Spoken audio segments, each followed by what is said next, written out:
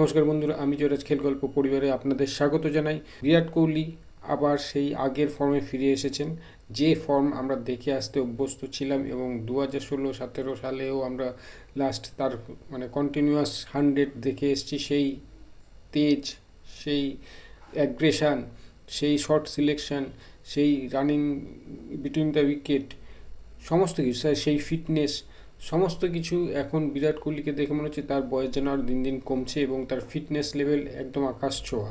তিনি, আমি বলবো যে বৈভব সূর্যবংশীর সাথে যদি স্প্রিন্ট করেন, আমার মনে হয় বিরাট কোহলি বৈভবকে হারিয়ে দেবেন।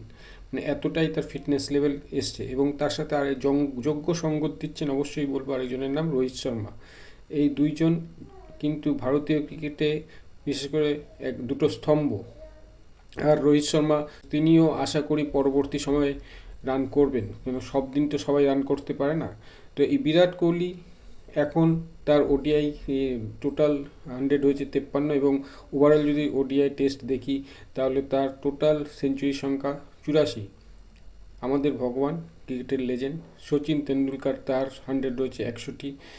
তো তাকে ছোঁয়ার জন্য 16টি 100 তাকে করতে হবে, এবং তার যে ফিটনেস লেভেল, যদি তার চোটাঘাত না লাগে এবং যদি এরকম ফিটনেস লেভেল তিনি রাখতে পারেন, তাহলে কিন্তু আমরা আশাই করতে পারি 2-3 বছর, কেন 4 বছরও তিনি ক্রিকেট খেলতে পারেন এবং এই রেকর্ড অবশ্যই তিনি ভাঙতে পারবেন।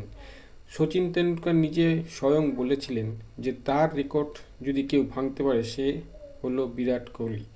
তো বলে না জহুরি জহুর চেনে, সেরকম সচিন তেন্ডুলকারও কোহলিকে দেখে বুঝেছিলেন যে একমাত্র তার রেকর্ড ভাঙার মতো ক্ষমতা রাখে বিরাট কোহলি। তো কোহলির এখন যে ফর্ম রয়েছে সেটাকে আগুনের ফর্ম বলা যায়। এবং আমি যদি ক্রিকেটের ভাষায় বলি, এখন তিনি একটি ফর্ম্যাটেই খেলছেন, সেটি ওডিআই। তো আমরা চাইবো ক্রিকেট ভক্তরা অবশ্যই যে কোহলি যেন 3টি ফর্ম্যাটেই ফিরে আসেন। টি-20তেও ভালো পারফরমেন্স করছে, কিন্তু কোহলিকে অবশ্যই টি-20তেও আমরা দেখতে চাই। এবং টেস্ট ক্রিকেট তো ততই বছর। টেস্ট ক্রিকেটে কোহলি এবং রোহিত শর্মা যদি ফিরে আসে তাহলেই হয়তো সেই সুবর্ণ দিনগুলো ফিরে আসবে, কারণ টেস্ট ক্রিকেটের অবস্থা খুবই শোচনীয়। তো কোহলি অবশ্যই 3 ফর্ম্যাটের ক্রিকেটে ফিরে আসুক, এটাই আমরা চাইবো।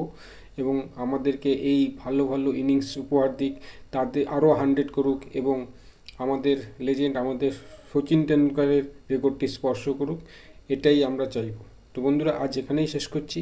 দেখা হচ্ছে পরের ভিডিও। আপনারা ভালো থাকবেন, সুস্থ থাকবেন, সঙ্গে থাকবেন, আর আমার ভিডিওটিকে অবশ্যই শেয়ার করবেন, আমার এই চ্যানেলটিকে লাইক এবং সাবস্ক্রাইব করবেন।